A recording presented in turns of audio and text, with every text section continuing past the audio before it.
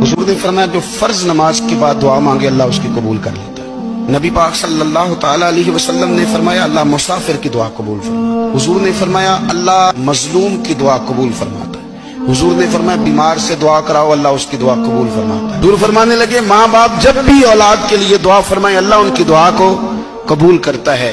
आप अपना ताल्लुक बनाएं दुआ के साथ, इबादत के साथ, मुसल्ले के साथ रिश्ता बनाएं, इस्तिगफार पढ़ें। सलाहुद्दीन अय्यूबी सलेबी जंगों में थे, रात को मस्जिद अक्सा में नमाज पढ़ी तो परेशान थे। एक बुजुर्ग से मुलाकात हुई तो वो कहने लगे कि आप बड़े परेशान हैं। कहने लगे हुजूर परेशान इसलिए हूँ कि पहले ही मुसलमान कमजोर है, अब मैंने सुना है दुश्मन का एक बहरी बेड़ा वो जंगी सामान से भरा हुआ आ रहा है, तो अब उनके पास और तलवारें और नेज़े आ जाएंगे, मुसलमानों के पास पहले ही वसाइल की कमी है, परेशान हो किस तरह करके मुकाबला करेंगे। ये बात कहते ही सलाहुद्दीन अय्यूबी ने बुजुर्गों से कहा हुजूर आप भी दुआ करना, दुआ की बड़ी ताकत है। मेरे नबी पाक ने फरमाया दुआ मोमिन का हथियार है। हुजूर ने फरमाया तकदीर को सिवाय दुआ के कोई चीज नहीं बदल सकती, ये काफिर के पास कोई नहीं।